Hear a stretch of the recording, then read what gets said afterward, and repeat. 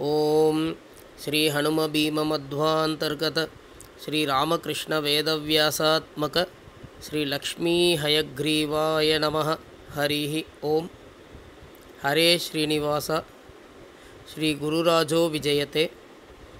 अनैत्तु सज्जनர்களுக்கும் தாசன் ஸ்ரீனிவாசனின் அநேக கோடி நமஸ்காரங்கள். அனைவரும் அறிய வேண்டிய மத்வ சித்தாந்தத்தின் 17ஆம் பகுதி இது.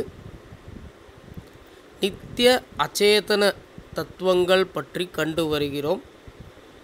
வேதங்களும் மற்றும் வர்ணங்களும் அதாவது அக்ஷரங்களும் நித்தியம் மற்றும் யாராலும் இயற்றப்பட்டவையோ உருவாக்கப்பட்டவையோ இல்லை என்று கண்டோம். முதலில் வேத அபௌருஷேயத்துவம் தொடர்பான ஸ்ரீ வாதிராஜ தீர்த்தரின் வாதங்களை கண்டோம்.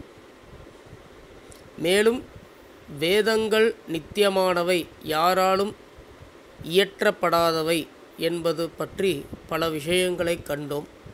அதன்பின் வேத வாக்கியங்களை எப்படி அர்த்தம் செய்து கொள்ள வேண்டும் என்பதற்காக தாத்பரிய லிங்கங்கள் பற்றி கூறியிருந்தேன்.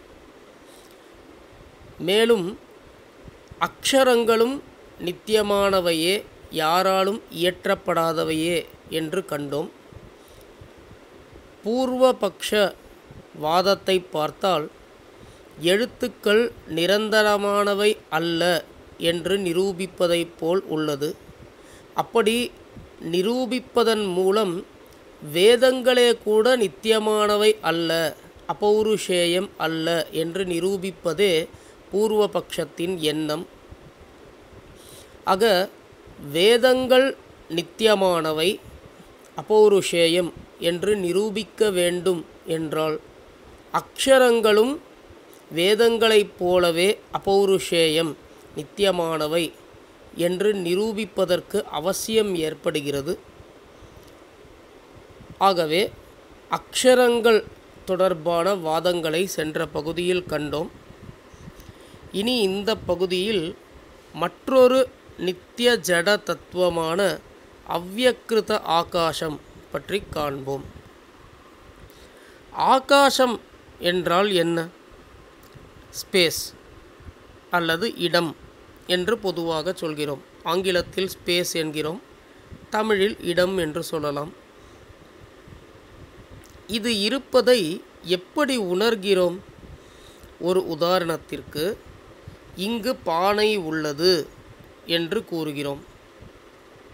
இங்கு என்பதே ஒரு இடத்தைத்தான் குறிக்கிறது. ஆகவே ஆகாசம் அல்லது ஸ்பேஸ் என்று ஒன்று இருப்பதை நாம் எளிமையாக நேரடியாக உணர்ந்து கொள்ள முடிகிறது. இந்த ஆகாசமானது 2 வகைப்படும். அவை பூத ஆகாசம், அவ்யக்ருத ஆகாசம் என்பன. பொதுவாக நாம் பஞ்சபூதங்கள் என்று சொல்கிறோம். நீர், நிலம், நெருப்பு, காற்று, ஆகாசம் ஆகியவற்றை பஞ்சபூதங்கள் என்றே சொல்கிறோம். இவற்றில் ஒன்றானது பூத ஆகாசம். இந்த ஆகாசம் சிருஷ்டிக்கப்பட்டது, அனாதியானது அல்ல. மேலும் இந்த ஆகாசம் மாறுதல்களுக்கு உட்படுவது.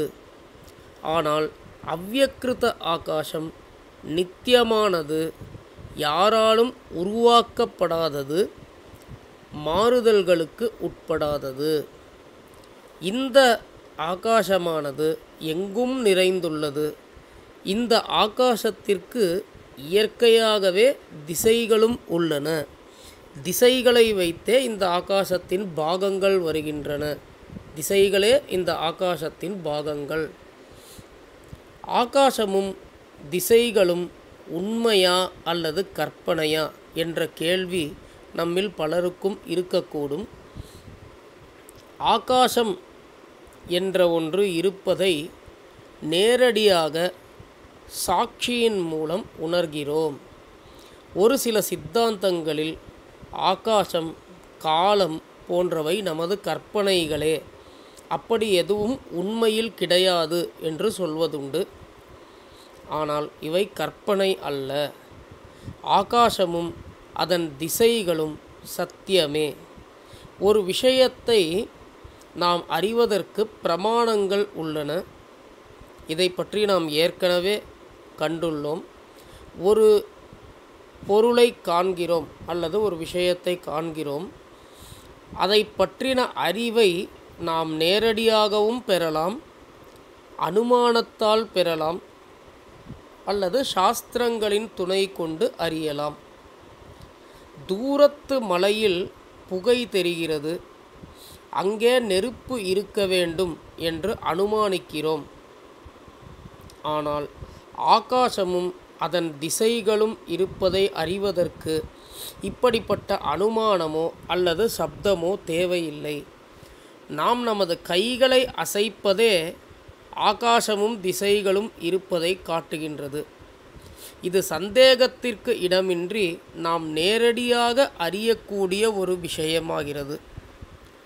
பொதுவாக பலரும் நம்புவது யாதெனில், சூரியன் இருப்பதால்தான் திசைகள் உள்ளன, இல்லையேல் உண்மையில் திசைகள் என்பதே கிடையாது. இப்படித்தானே பலரும் நம்புகிறோம். ஆனால் சாஸ்திரங்களை பொறுத்தவரை சூரியன் இருந்தால்தான் திசைகள் என்பது இல்லை. ஸ்ரீபாதராஜர் தனது மத்வநாமாவில் ஆவகச்சப ரூபದಿಂದಲಿ ಅಂಡೋದಕವ ಓವಿ ಧರಿಸಿದ ಶೇಷಮೂರುತಿಯನು ಆವವನ ಬಲಿವಿಡಿದು ಹರಿಯ ಸುರರೈದುವರೋ ಆ வாயு நம்ம குல குருராயனு என்கிறார். அதாவது என்ன கூற வருகிறார் என்றால், இந்த பிரபஞ்சம் அல்லது பிரம்மாண்டத்தையே ஆதிசேஷன் தனது தலைமேல் ஒரு கடுகை தாங்குவதைப் போல் தாங்குகிறார். முக்கிய பிராண வாயுவானவர் இந்த ஆதிசேஷனை ஆமை ரூபத்தில் தாங்குகிறார். அனைத்து தேவர்களும் இவரை முன்னிட்டு கொண்டே ஸ்ரீ ஹரியை அடைகின்றனர். அப்பேற்பட்ட வாயுவே நம் குலகுருவாக ஸ்ரீ மத்வாச்சாரியராக அவதரித்திருக்கிறார் என்று சொல்கிறார். இந்த முக்கிய பிராண வாயு பகவானின் ஆமை ரூபம் பிருஹதாரண்யக உபனிஷத்தில் விளக்கப்படுகிறது. உபனிஷத் கூறுவது யாதெனில், முழுமுதற் கடவுளான விஷ்ணு தன்னிடமிருந்து முக்கிய பிராணன் எழட்டும் என்று நினைத்தார். முக்கிய பிராணன் உலகின் ஆதார சக்தியாக வெளிவந்தார். அவர் 3 சம பங்குகளில் ஆதித்யனாகவும் வாயுவாகவும் அக்னியாகவும் தன்னை பிரித்து கொண்டார். இப்படி 3 ரூபங்கள் தரித்து ஆமை ரூபத்தில் இந்த அண்டத்தை தாங்குகிறார். அந்த ஆமையின் தலை கிழக்கு திசையில் உள்ளது. முன்னங்கால்கள் ஆக்னேயி மற்றும் ஈசான்ய திசையில் உள்ளது. அதாவது தென்கிழக்கு திசையிலும் வடகிழக்கு திசையிலும் உள்ளது. அவரது வால் பகுதி மேற்கு திசையில் உள்ளது. அவரது பின்னங்கால்கள் நைருத திசையிலும் வாயவ்ய திசையிலும் இருக்கிறது. அதாவது தென்மேற்கு திசையிலும் வடமேற்கு திசையிலும் அவரது பின்னங்கால்கள் உள்ளன. தெற்கும் வடக்கும் அவரது இரு பக்கங்கள். துலோகம் அவருக்கு மேலும், அந்தரிக்ஷலோகம் அவரது வயிற்று பகுதியிலும், பூலோகம் அவரது மார்புக்கு கீழும் அமைந்து அவர் பிரளய ஜலத்தில் நிலை பெற்றிருக்கிறார். அந்த பிராணனில்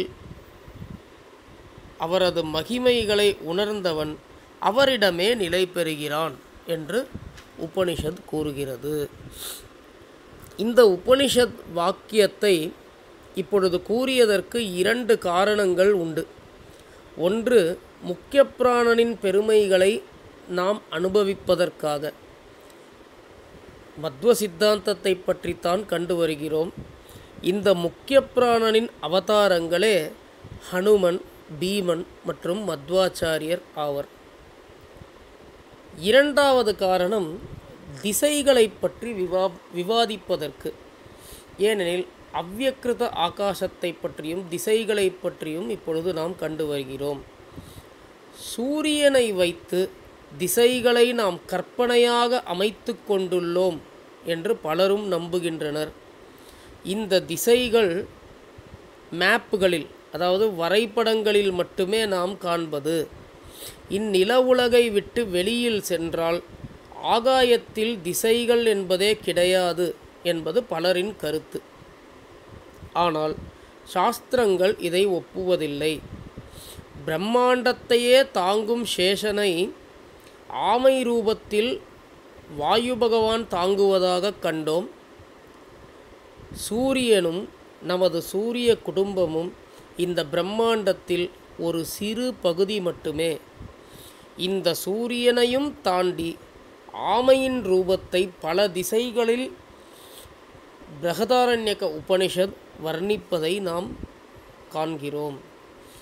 சூரியனை வைத்துத்தான் திசைகள் வருகின்றன என்றால் இரவில் திசைகளே கிடையாதா? நாம் நம் கையை அசைக்கிறோம், ஒரு சமயம் நேராக வைக்கிறோம், ஒரு சமயம் பக்கவாட்டில் வைக்கிறோம், ஒரு சமயம் மேலே காண்பிக்கிறோம், ஒரு சமயம் கீழே காண்பிக்கிறோம். இவை அனைத்துமே திசைகள் இருப்பதைத்தானே குறிக்கிறது. ஆகவே ஆகாசமும் திசைகளும் இல்லை என்றால் நாம் கையை கூட அசைக்க முடியாது. நாம் சந்தேகம் ஏற்படும் போது வடக்கு எது கிழக்கு எது போன்றவற்றை சூரியனை வைத்து உறுதிப்படுத்தி கொள்ளலாமே தவிர, சூரிய உதயத்தை வைத்து கற்பனையாக நம் ரெஃபரன்ஸுக்காக உருவாக்கப்பட்டது தான் இந்த திசைகள் என்பது சரியான வாதமல்ல, கருத்தல்ல. சூரிய உதயத்தின் போது என் முன் நிற்பவன் சூரியனை நோக்கி நின்றால் அவனது முன்பாகம் கிழக்காகிறது, அவனுக்கு பின்னால் உள்ள பகுதிகள் மேற்கு. ஒருவேளை அவன் பின்னே நான் சென்று நிற்கிறேன் என்றால், அப்படி நிற்கும் பொழுது அவனது பின்பகுதிக்கும் என் முன்பகுதிக்கும் இடையே உள்ள பகுதி அவனுக்கு மேற்கு, ஆனால் எனக்கு கிழக்கு. திசைகள் ஆகாசத்தின் பாகங்கள். இப்படி ஆகாசம் என்பது திசைகள் என்னும் பாகங்களால் நிரப்பப்பட்டுள்ளது.